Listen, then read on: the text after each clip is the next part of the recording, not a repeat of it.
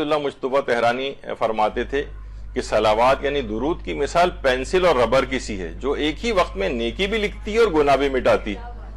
اچھا آپ دیکھیں بہت سی ہمارے پینسلز ایسی ہوتی ہیں پیچھے ربر لگا ہوتا ہے اور آگے نوک ہوتی ہے لکھنے کے لیے، لیکن ایک وقت میں نہیں کام ہوتا۔ یہاں یعنی پہلے اگر لکھیں گے آپ تو وہ مٹائے گی نہیں، مٹائے گی تو لکھے گی نہیں، لیکن یہ صلوات ایک ایسی ربر ہے کہ ایک ہی وقت میں وہ نیکی بھی لکھ رہی ہے اور اسی وقت میں گناہ بھی مٹاتی جاتی۔ تو ایک بہت ہی عجیب و غریب یہ عبادت ہے حقیقتاً، اور امام علی رضا علیہ السلام بھی فرماتے ہیں اللہم صل علی محمد کہ جو شخص ایسے اعمال بجا نہ لا سکتا ہو جس سے اس کے گناہوں کا کفارہ ادا ہو سکے تو اسے چاہیے کہ کثرت کے ساتھ محمد و آل محمد پر درود بھیجا کرے، کیونکہ اس طرح گناہوں کا قلع قمع ہو جاتا ہے، گناہ بالکل نابود ہو جاتے ہیں، کیونکہ ایک ایک گناہ کو الگ الگ ٹارگٹ کر کے پھر اس کو معاف کروانا، اس کے کفارے ادا کرنا، اس کے اثرات کو معاف کروانا، بعض اوقات یہ ہوتا ہے کہ انسان اس کو بجا نہیں لا سکتا ہے، تو کم سے کم اسے یہ چاہیے کہ وہ کثرت کے ساتھ درود بھیجے تاکہ وہ تمام گناہ اور اس کے اثرات محو ہو جائیں اور ختم ہو جائیں اور آئندہ بھی گناہ کرنے کی کوئی نوبت باقی نہ رہے۔ اور یہ بات بھی آیت اللہ سید محمد حسین طباطبائی صاحب تفسیر المیزان سے منسوب ہے کہ کہتے تھے جب بھی مشکلات اور پریشانیوں میں گرفتار ہو جاؤ تو درود کا ایک سیلاب روانہ کرو، یہ سیلاب تمہاری ساری مشکلات اور پریشانیوں کو بہا کر لے جائے گا۔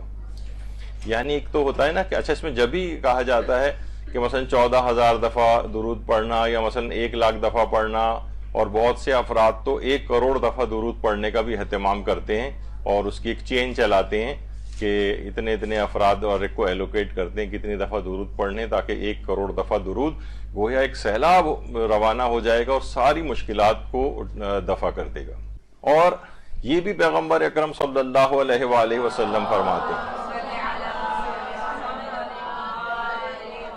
کہ جو شخص بھی ہر روز شوق و محبت کی بنا پر مجھ پر صلوات بھیجے گا تو خدا پر ضروری ہو جائے گا کہ اسے بخش دے اسی دن یا اسی شب میں،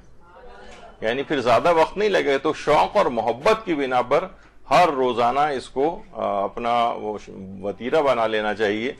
طریقہ بنا لینا چاہیے کہ انسان شوق و محبت کے ساتھ درود پیغمبر کے اوپر بھیجا کرے۔ اور یہ بھی فرمایا کہ جو شخص مجھ پر 1 مرتبہ درود بھیجتا ہے اللہ اس پر عافیت کے دروازے کھول دیتا ہے۔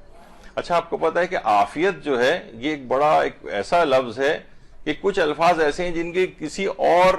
زبان میں جس کے معنی ممکن نہیں ہیں اتنی ہماگیری کے ساتھ جو اصل عربی زبان میں ہے، عافیت اسی کے اندر سے ایک ہے۔ اسی طرح سے جیسے آپ اذان میں آتا ہے حی علی الفلاح، فلاح جتنی یعنی اس کو کسی بھی زبان میں ترجمہ کریں وہ اتنی وسعت نہیں رکھتا ہے جتنا لفظ فلاح کے اپنے اندر موجود ہے۔ تو اسی طریقے سے عافیت یعنی دنیا اور آخرت کی ہر پریشانی سے نجات اور ہر خیر اس کے اندر عافیت کے لفظ کے اندر جمع ہو جاتی ہے۔ فرمایا جو مجھ پر 1 مرتبہ درود بھیجتا ہے اللہ اس پر عافیت کے دروازے کھول دیتا ہے، یعنی دنیا و آخرت کی ہر شر اور خرابی کو اس سے دور کر دیتا ہے اور دنیا و آخرت کی ہر خیر اس کو عطا کر دیتا ہے۔ اور یہ بھی پیغمبر اکرم نے فرمایا کہ جو شخص مجھ پر 1 مرتبہ بھی درود بھیجتا ہے تو 2 فرشتے جو اس کے ساتھ ہوتے ہیں 3 دن تک اس کا کوئی گناہ نہیں لکھتے۔ یعنی اس کے معنی یہ نہیں ہے کہ بہت سے لوگ فوراً اس قسم کی روایت پڑھ کے ایک دم سے بھڑک جاتے ہیں اور کہتے ہیں گویا آپ کے لوگوں کو گناہ کرنے کی ترغیب دلوا رہے ہیں۔ نہیں، ایسا نہیں ہے، گناہ کرنے کی ترغیب نہیں ہے، بلکہ کہ انسان عمومی زندگی میں بہت سے گناہ ایسی عادتاً کر دیتا ہے، یعنی اس کا ارادہ نہیں ہوتا کہ وہ باقاعدہ سوچتے سمجھتے جو ہے وہ کہ میں یہاں پر اللہ کی نافرمانی کر رہا ہوں، نہیں، ایسا خیال نہیں ہوتا، بلکہ اس سے ہو جاتے ہیں گناہ، بے اختیار ہو جاتے ہیں۔ تو اس قسم کے جو گناہ ہیں وہ پھر 3 دن تک فرشتے اس کے نہیں لکھتے ہیں، اس سے اللہ صرف نظر سے کام لیتا ہے۔ تو درود پڑھنے کی ایک زبردست قسم کی برکت یہ بھی ہے۔ اور ایک روایت میں ہمارے 5ویں امام محمد باقر علیہ السلام فرماتے ہیں کہ جب قیامت آئے گی تو خدا ابتدا سے انتہا تک اپنی تمام مخلوقات کو جمع کرے گا، اس وقت ایک منادی ندا دے گا، اگر رسول اللہ پر کسی کا حق ہے تو وہ کھڑا ہو جائے۔ بس ایک گروہ کھڑا ہو جائے گا، ان سے پوچھا جائے گا کہ تمہارا کون سا حق پیغمبر پر ہے؟ وہ جواب دیں گے ہم آن حضرت کے بعد ان کے اہل بیت پر درود بھیجا کرتے تھے۔ تو ان سے کہا جائے گا جاؤ اور لوگوں کے درمیان تلاش کرو، جس کسی نے بھی تمہارے ساتھ مہربانی کی اور کوئی نعمت دی اس کا ہاتھ پکڑو اور جنت میں لے جاؤ۔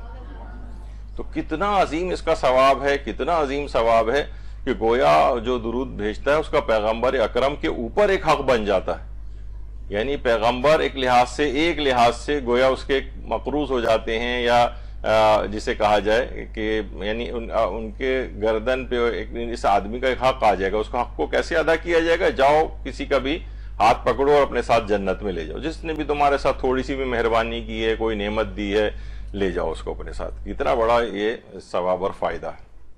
کچھ لوگ یہ کہتے ہیں، ان لوگوں میں مشہور ہے کہ اگر ہم درود کے بجائے سواد لکھ دیں تو یہ ایک بات مکروہ ہے. تو علماء سے پوچھا گیا مراجع سے، تو انہوں نے جواب دیا مکروہ تو نہیں ہے،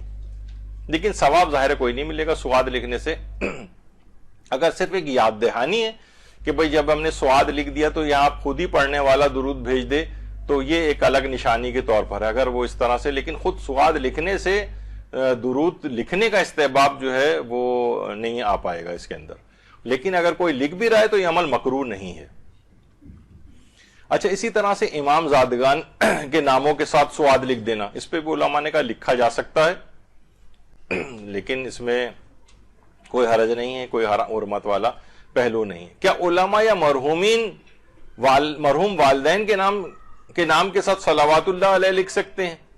یعنی ہم تو صلوات رحمت کے معنی میں کہ اللہ ان کے اوپر اپنی رحمت نازل کرے، تو یہی ہم نے جملہ عربی میں لکھ دیا.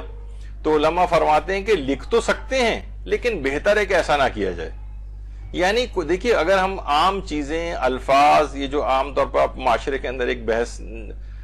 سنتے ہیں، اور یہ کہ بہت سارے علماء یا مجاہدین کے نام کے ساتھ ہم یوں لگا دیتے ہیں کہ سلمان زمان اور علی زمان اور اس طرح سے، تو جو اصل میں جو اس کے پر اعتراض کر رہے ہوتے ہیں وہ یہی ہے کہ ان الفاظ کو جو ہے اور ان شخصیات کو بالکل یعنی آپ عام سا نہ کر دیں. یعنی آپ دیکھیں جیسے صلوات اللہ علیہ جب کسی کے نام کے ساتھ لگایا جاتا ہے تو وہ یا ان مقدس ہستیوں، چہاردہ معصومین، تو عام لوگوں کے ساتھ بھی استعمال ہو رہا ہے، ان کے ساتھ بھی اگر استعمال ہو رہا ہے تو پھر یہ بالکل ایک عام بات ہو جائے گی، یعنی ان کی ایک تخصص ختم ہو جائے گا. تو بہتر یہ ہے کہ اس قسم کے الفاظ ان عام غیر معصوم شخصیات کے نام کے ساتھ یعنی یہ نہ لکھے جائیں. البتہ لکھ بھی دیے جائیں تو کوئی حرام والا پہلو نہیں ہے، لیکن بہرحال اس کو مناسب نہیں سمجھا گیا ہے. حضرت ام البنین سلام اللہ علیہ، اللہم صلی علی محمد، کہ 40 روز تک روزانہ اگر 135 مرتبہ درود پڑھ کر حضرت ام المومنین کو روح کو ہدیہ کریں تو یہ عمل دعاؤں کی قبولیت کے لیے بہت مجرب سمجھا گیا ہے. یعنی اس میں بھی کیا ہے کہ درود ہم بھیج رہے ہیں محمد و آل محمد پر ہی، لیکن وہ ان کی روح کو ہدیہ کر دیتے ہیں اتنی دفعہ پڑھ کر. یا جیسے مثلا کہا جاتا ہے کہ آیت اللہ شاہرودی کہتے تھے کہ میں مشکل اوقات میں حضرت ابو الفضل کی مادر گرامی حضرت ام البنین سلام اللہ علیہ کو 100 مرتبہ صلوات ہدیہ کرتا ہوں اور اپنی مشکلات سے باہر آ جاتا ہوں. تو یہ کیا ہے کہ یعنی ان شخصیات کا نام بھی اگر آ جائے تو درود ہم پڑھتے ہیں محمد و آل محمد علیہ السلام پر بھی. اسی طریقے سے آیت اللہ مازندرانی فرماتے ہیں جب کوئی حاجت اور مشکل حل کروانی ہو وہ اللہ سے حضرت عباس کے نام سے توسل کرے اور اس کی اس وقت تک تکرار کرے جب تک کہ حاجت پوری نہ ہو اور مشکل حل نہ ہو جائے. جلد ہی اس کی مشکل حل ہو جائے گی. طریقہ یہ ہے کہ 133 دفعہ محمد علیہ محمد پر درود، 133 مرتبہ کہے یا عباس یا عباس، پھر 133 مرتبہ محمد و آل محمد علیہ السلام پر درود بھیجے. اللہم صلی علی محمد.